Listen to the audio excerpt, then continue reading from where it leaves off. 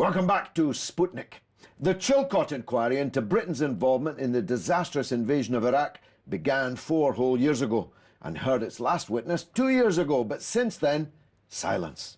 The dogged Chilcot refuses to publish unless we can see what he's already seen of the telephone and other electronic traffic between former Prime Minister Tony Blair and George W. Bush. 10 Downing Street simply refuses and, under pressure, blames the White House for its refusal.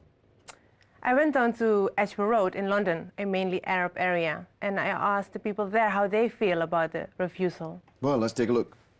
Even if they put it published, well, they remove the most important keys maybe without being anybody knows. And even if the public knows now, everything has gone 10 years now. They're lying about everything, because I think, it's like a game they play, as they're doing with us in Egypt as well, because I don't think they care about the people, they care about themselves. We can't find the truth, no way. It's difficult to find the truth. It means to take America to the court. That's all her word against this. It's not allowed. Our next guest, the Right Honourable David Davis, PC MP, almost was the leader of the Conservative Party. If he had been, I'd be sitting here now interviewing him in Downing Street. They chose the wrong man, alas, but he's still a real power in the land and a power in Parliament, which explains why he's got this fantastic office by the River Thames. I wanted to talk to him about the impasse over the Chilcot inquiry. David Davis, thanks for joining us on Sputnik. I described the membership of the Chilcot inquiry as a parade of establishment flunkies who were likely to throw the case against the Blair and Brown governments on the war. It seems I may have been wrong. They've stuck at their task quite doggedly, haven't they? Yes, they have. And Chilcot, I mean, you might have had some reason because he's been involved in all the establishment inquiries down the years. And he's been a very trusted man by the British establishment. But he's been very honest and determined about this. And I think it's determination, actually, that counts more than anything else. So, yeah, I think when they eventually get it published, it will be a humdinger of a report. But there's a big question mark over the when. For all the great achievements that you have, you're not really a part of the British establishment, but you know it. So why is the establishment proving so difficult over the issue of the documents that Chilcot says he needs before he can publish? After all, this is deeply embarrassing to set up a £7 million public inquiry and then have it unable to publish its report because of what will be seen in the country and the world as a cover-up. Yeah, that's absolutely right. I mean, when you started out down the route of having an inquiry like this, it is assumed they will see all of the secret information and publish that which they think is necessary. The whole point of having someone like Chilcot in charge of the inquiry is he is the sort of person you think the establishment would trust to make decisions on what ought to be able to be put in the public domain. So it's an assumption right at the beginning that you can publish things that affected the decision on the war. And that includes things like conversations between Tony Blair and his cabinet, between the various ministers, between Tony Blair and the Allies, most notably George Bush. So those were all written into the remit on day one. So what's happened is all of a sudden the various members of the establishment, for different reasons I think, are hiding behind a whole series of conventions which, whilst they normally apply, shouldn't apply to an inquiry into a war. The permanent secretary, who is, in the name of the cabinet, one presumes, blocking the release of these documents in the report, was, of course, the right-hand man of Mr. Blair at the time of the war. Is he covering up for Mr. Blair or covering up for himself? Or is he just exercising some sympathy for people he was near at the time? We actually don't know. But the simple truth is that under normal circumstances of the British government, someone like that would be excluded from the decision. You know, if you're a minister and somebody brings you a decision which relates to your personal interest, you give it to somebody else to make the decision. You don't make it yourself. You don't, you know, let's say I had a farm and there was a decision made about my farm, I wouldn't be allowed to make it. I'd get somebody else to do it. And this is more than a farm, this is the whole farm that Hayward is making this decision over. So he shouldn't be allowed to make the decision. That's the first thing to say. Secondly, the rules he's using. He's talking about, you know, we can't expose conversations between heads of government and so on. Well, if you're not going to expose those rules, why did you start this in the first place? Because you cannot understand why a war starts unless you hear the views of the decision makers. So you've got both the motive, the man, and the excuse all wrong. Every single part of this is wrong. Now, you've got your ear pretty close to the ground. What do you think's in the correspondence and the record of telephone calls that are being refused? Well, I don't know what's in, but what I do know is the questions they have to answer and why they're sensitive. I mean, firstly, did Tony Blair give undertakings before he came to Parliament? In other words, did he commit Britain before Parliament had its say?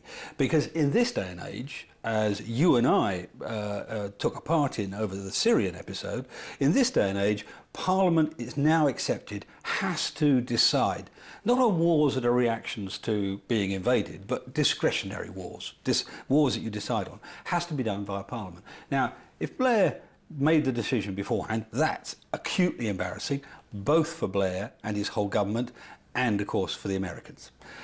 Secondly, well, just before you go on, that would mean that they had lied to the House, of course. Yeah, well, which is a hanging offence. In this place, is a hanging offence. Yes, metaphorically speaking. Yes.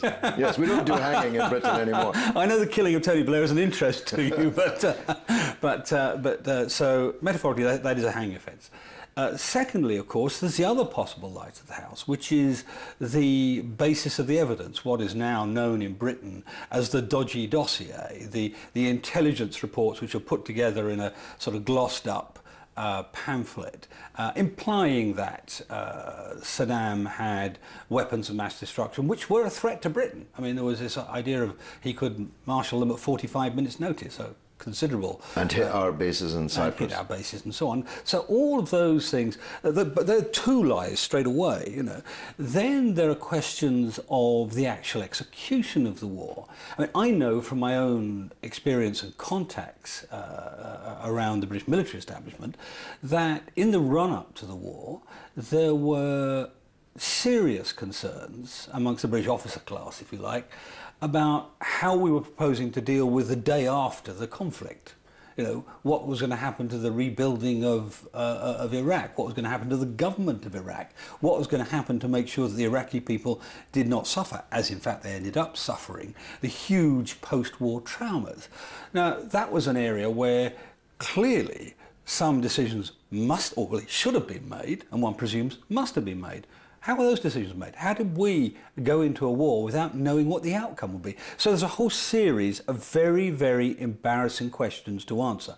I don't know the answer to those questions, but I suspect, since we've run into this brick wall, I suspect they're not the ones that Mr. Blair would like to see. Now, you are a former military man, you are a former minister in the Foreign Office, you have occupied commanding heights in British government, and you're still a pretty heavyweight senior guy.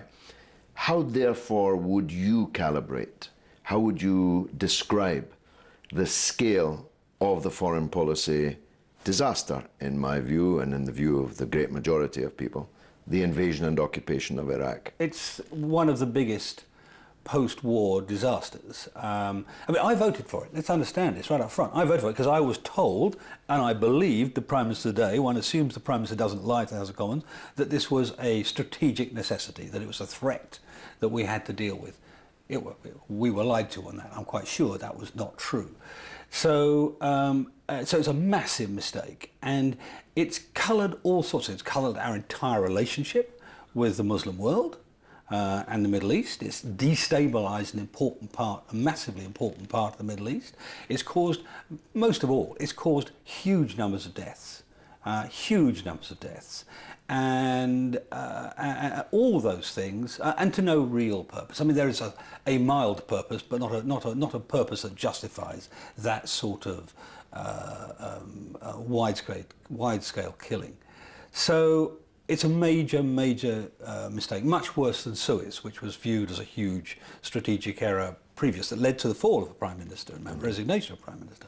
So a huge mistake, and one which will colour British foreign policy and I think American foreign policy for a very long time into the future. Killed something else too, didn't it? It killed the essential credibility of the political class in Britain and in the United States. Since Iraq, very few people believe what they're told officially. Claude Cockburn in the 1930s once said that nothing is true until it's been officially denied. Nowadays, most people don't really believe, and this is not a party point, I know you're a conservative, but nobody, again, there'll be no glad, confident morning again. Yeah, there's always been a healthy suspicion in Britain of the political class, and I rather approve of that, frankly. But it's killed even the political class's own belief in itself. I mean, again, to come back to the Syrian debate, which we both took part in, one of the reasons that our side, the anti-war side, won was because nobody was willing to take on trust a simple statement from the government that this was necessary. You know, the cloud of Iraq hung over that whole debate in which we participated. It completely coloured the whole debate, and as a result, we decided, in my view, the right decision. We decided not to do anything, and indeed, actually, for Britain not to legitimise an American assault, which is what it was really about. And truthfully, actually, our involvement in Iraq, I know we committed soldiers, and I know we had hundreds of deaths. And we had some material defeats as well in terms of our military strategy. But what we were doing was legitimising an American attack. And I think that whole concept of Britain being the people who say, well, this isn't just a bit of American imperialism, this is a really necessary action, has gone, completely gone. David Davis, thanks for joining us on Sputnik. My pleasure. Wow. They'll certainly be watching that interview more than once in Downing Street this weekend. Now, this is the point in the show where we listen to your voices. Gayatri, what's hot on the internet? A lot of people have, of course, sent us congratulations for our very first show last week. They liked the guest, they liked the debate, they liked your jacket, and they liked the set. So, did they like what we had to say? Yes, well done, very much. Edmond Dante says, for example, the new show Sputnik is a breath of reality in a world of misinformation. Can't wait to see more. Good. Thanks, RT. Excellent. People also tweeted us about the JFK assassinations, and they were overwhelmingly skeptic. Lana Del Ney, she says, because they are guilty of war crimes, and they know it, they're desperately ducking for cover. Jonathan Smith, in my opinion, Oswald wasn't involved in the shooting. He was the patsy. Was right-wing conspiracy to murder a liberal president. Well, unfortunately, that's it for this week. But remember... keep in touch with us on Twitter at @RT_Sputnik. It's goodbye from me, Gayatri. And from me, it's been marvellous.